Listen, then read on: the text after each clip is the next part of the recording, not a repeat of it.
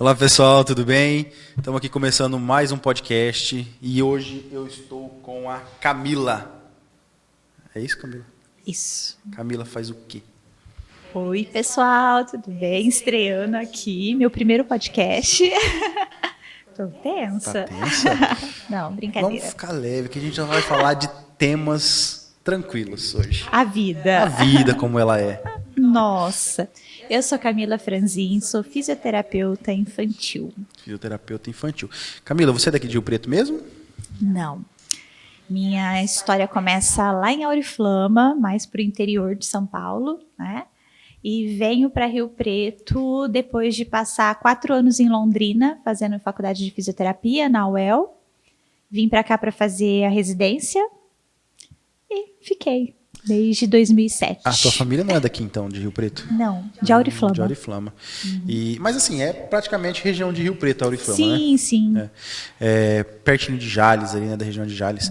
E como que você se interessou pela fisioterapia?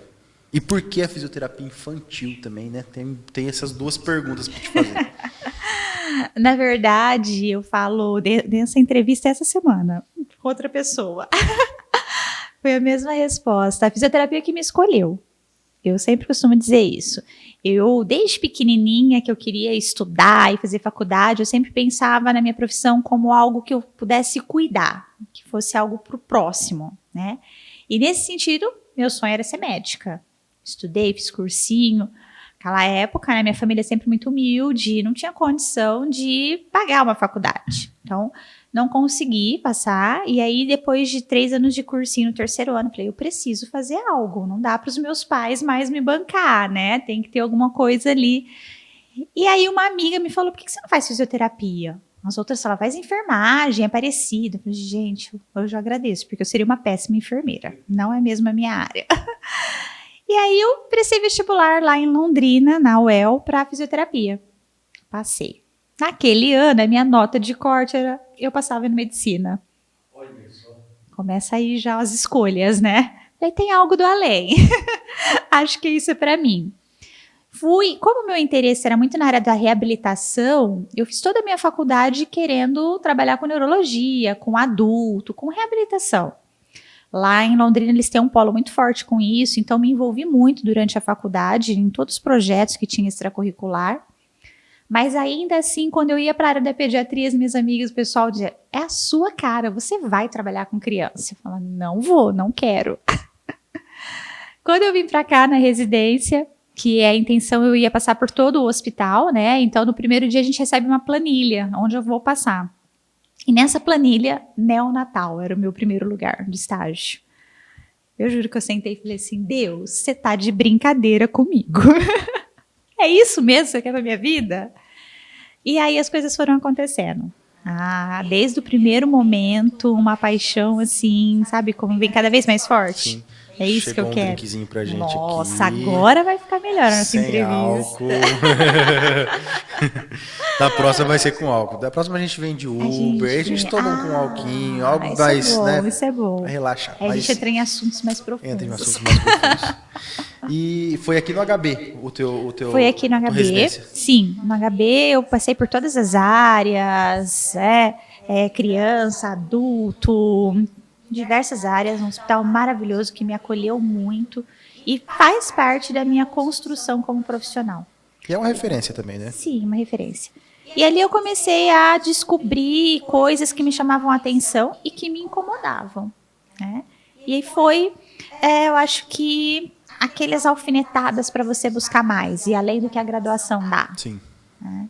E me descobrir na profissão. E foi dentro do hospital que eu também aprendi que muitas crianças chegavam na emergência e chegam justamente pela falta de oportunidade de conhecimento dos pais. Isso me incomodava muito, porque falava, por que tudo que eu aprendo, que eu faço aqui com os bebês, não pode estar lá fora? Essas famílias não podem estar recebendo essa mesma atenção, essa mesma informação. E aí eu fui buscar mais conhecimento, fiz a formação no RTA, que é o reequilíbrio tóraco-abdominal, né, que hoje é o meu grande carro de trabalho aqui fora. E aí Posso ir tocando assim? Você quer interromper? Fazer mais O programa é teu agora. Tá com você. E aí eu fui me encorajando e minhas médicas lá, você tem que atender fora do hospital, tem paciente assim, ai, meu filho tá doente, vem aqui, atende, outro vai, e assim eu fui começando. E comecei a atender fora do hospital. Você acha que isso foi uma visão de mercado sua? Você viu o mercado para isso e já uniu a parte financeira, que ia ter o retorno, né? Porque Rio Preto é uma cidade grande, e tinha pouco ou ninguém que atendia esse segmento aqui em Rio Preto? Isso é engraçado, porque eu comecei mais no intuito, nesse sentido mesmo, sabe? De levar informação e mostrar, tirar aquelas crianças do sofrimento de uma emergência. Sim. De contar para esses pais que se eles tivessem um cuidado melhor na respiração da criança, ela podia não chegar lá. Se fizesse, eu ajudasse essa criança a aprender a tossir, ela não chegava ao ponto, né? Vai ter alguns casos que vai, claro, não é milagre, a gente vai triando, vai dando informação. E no segundo momento, eu enxerguei sim, aí veio como consequência essa visão de mercado. Então, no primeiro momento foi o intuito do trabalho, de fazer algo pelas crianças. Você pensou primeiro no amor da profissão. Foi. E depois, o mérito, o que mais te traria um resultado seria o financeiro. Exatamente. Né? Mas você sabe que eu sempre fui assim na minha vida, sou até hoje. Eu acho que o dinheiro é sempre uma consequência de um trabalho bem feito. Com certeza. Não vamos ser hipócritas, todo mundo precisa, Sim. A gente quer ser, mas ele é uma consequência de um trabalho bem feito. Quando o trabalho é bem feito, eu acredito que o dinheiro vem de uma forma mais gostosa. Exatamente. Né? A gente dá mais valor, Sim, né? a gente dá mais valor nele. Muito mais valor. E você sabe que você perguntou, né, de como eu construí isso. Quando eu comecei a enxergar isso como uma visão de trabalho, de empreendedorismo, de oportunidade, demorou bastante. Eu já percebi que eu só tomei conta disso quando eu vi pessoas, colegas de trabalho, indo buscar o curso, fazendo outros cursos, se formando e fazendo a mesma coisa que eu. Sim. Você foi uma referência para muita gente. Fui. No RTA eu fui a primeira, a segunda para Rio Preto e a primeira a trabalhar nesse segmento a domicílio, né, e divulgar. Porque quando eu cheguei, eu fui mesmo de porta em porta nos consultórios médicos, contar para os médicos o que era que eu estava fazendo, qual era a minha proposta de atendimento a domicílio, que é justamente entender a criança, não a criança como doença, é cura, é saúde, né? Levar para essa família uma rotina de cuidados ali, entender que muitas vezes uma questão respiratória, ela não é só da família, da criança em si. Às vezes, os pais estão num processo de separação, às vezes a mãe está numa ansiedade que acabou de chegar um outro bebê em casa, e as crianças têm respostas, têm formas de se expressar. A respiração é sentimento. O desenvolvimento da criança é a expressão do ambiente de família também. Então, nessa proposta, eu comecei a desenvolver meu trabalho a domicílio. Não simplesmente ir lá e tirar a secreção de uma criança na respiração, mas envolvendo toda a família e orientando. E isso eu fui pioneira, porque até então o que Rio Preto conhecia como trabalho a domicílio de fisioterapia, de terapia ocupacional, de fono, é muito ligado à home care de convênios, que é aquela criança grave, aqueles mini hospital que se monta em casa. Sim. Essa criança típica que não tem nada, tipo, é uma doença aguda ali, a gente não tinha esse trabalho em Rio Preto, era bem pouco. Era bem pouco. E me conta uma coisa, você já teve caso que você olhou uma criança e falou, nossa, esse caso vai ser extremamente complicado. E você mesmo se surpreendeu com a evolução daquele caso? Sim, já foram vários, assim. E isso é gostoso da forma com que eu construí a minha carreira, sabe, Samuel? De pensar assim que eu construí, vindo lá do hospital, fazendo uma referência com médicos, com pediatras, com pneumologistas. E quando eu chego em casa que eles me encaminham essas crianças, eu tenho porta aberta também com esses médicos. Então, mesmo, tá lá atendendo a domicílio, então você é sozinha. Não, eu não sou sozinha nesses casos mais graves. Geralmente, eu tô ali atendendo, já tô discutindo com o médico que está acompanhando a criança e juntos a gente constrói uma conduta para aquela criança. Isso dá muito resultado. Então, às vezes você pegar Semana passada, uma criança que tem uma cardiopatia complexa, já fez diversas cirurgias, a gente está aguardando uma nova cirurgia, e você pega essa criança totalmente descompensada, com um quadro viral, respiratório, com oxigenação baixa em casa, e você tem sendo acompanhada por 2 ou 3 médicos já, e todo mundo ali, a gente conversando nos bastidores, a gente não pode levar essa criança para o hospital nesse momento, o que nós vamos fazer?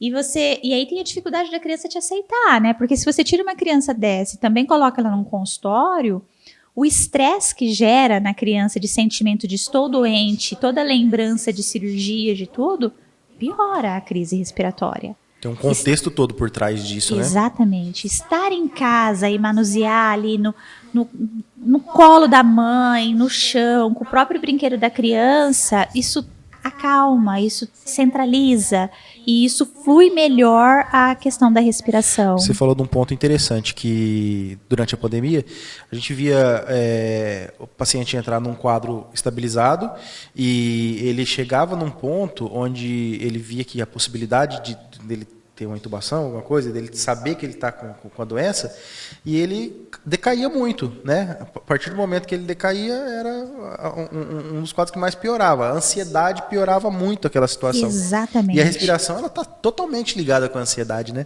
Até a forma que a gente respira, né?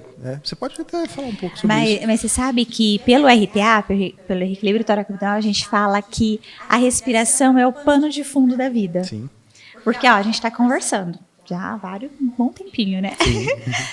Eu não sei quantas vezes eu estou respirando por minuto e você não sabe. Não sei. Não paramos para contar. Não paramos. Só que se a gente não estivesse respirando, a gente não estaria falando. Sim. Né? E a respiração não pode aparecer. A gente está aqui acontecendo e ela está trabalhando.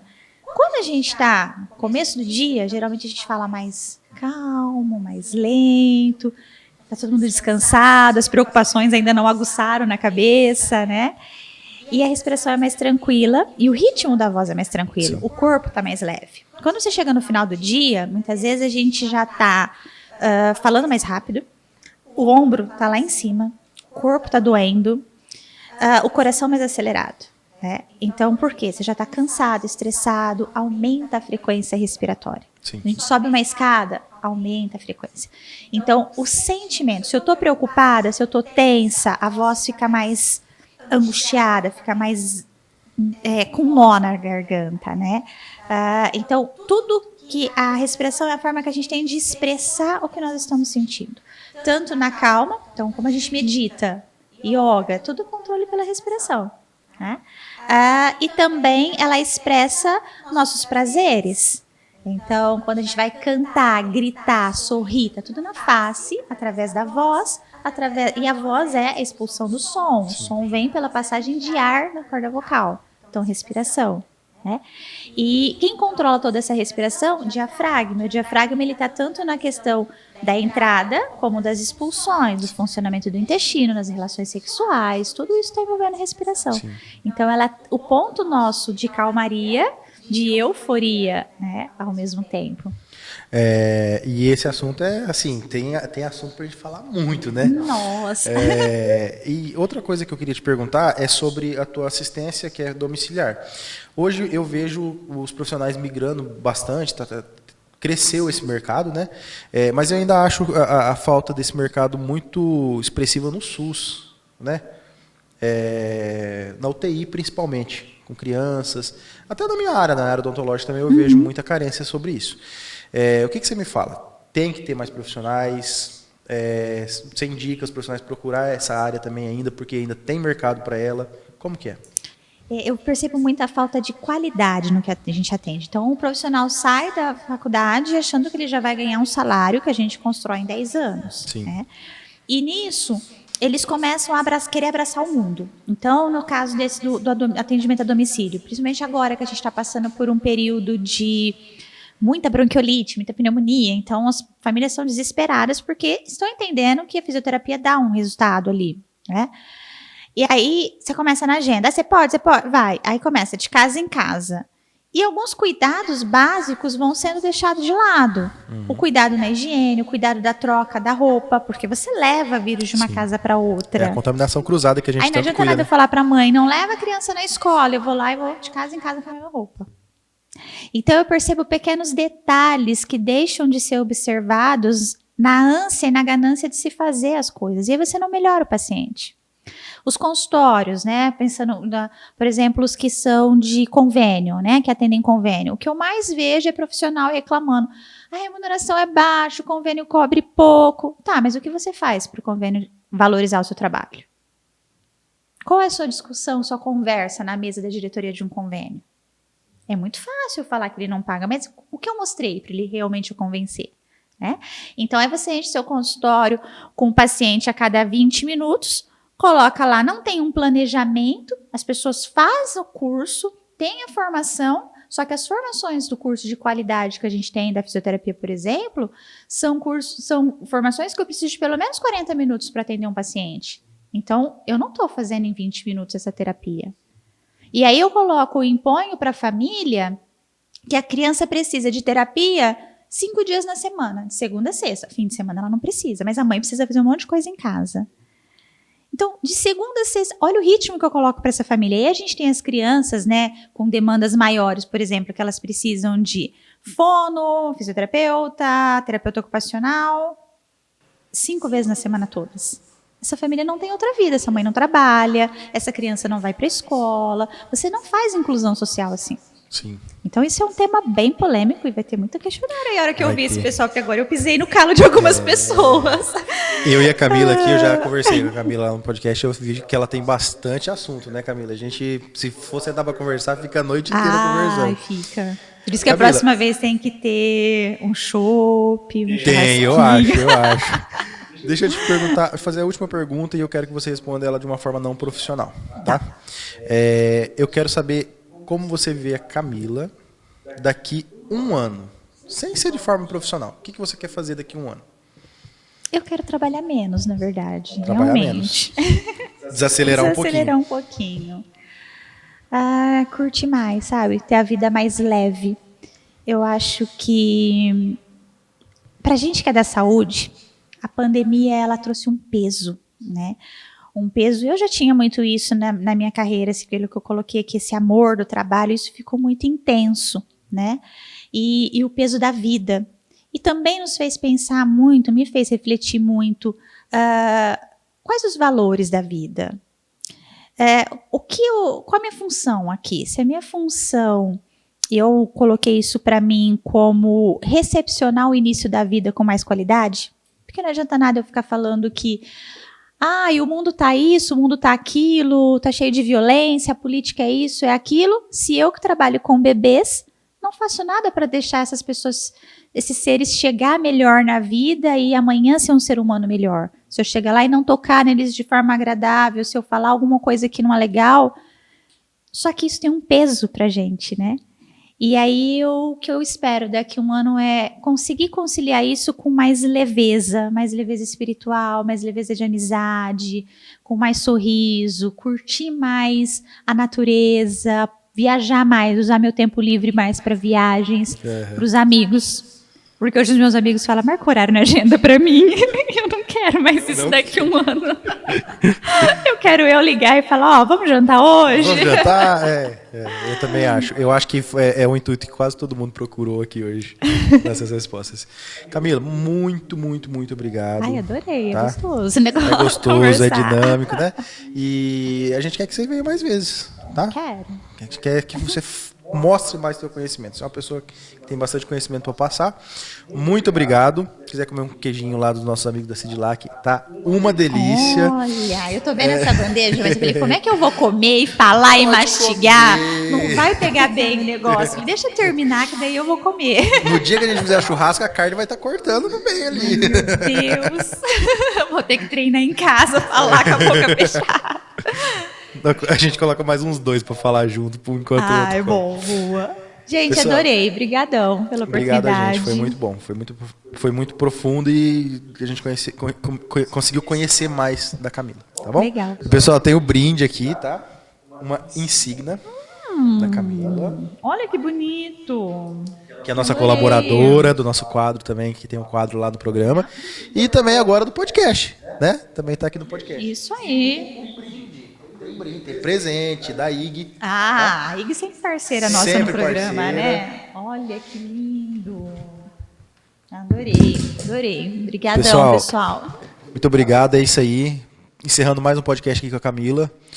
Espero vocês para o próximo podcast. Até lá.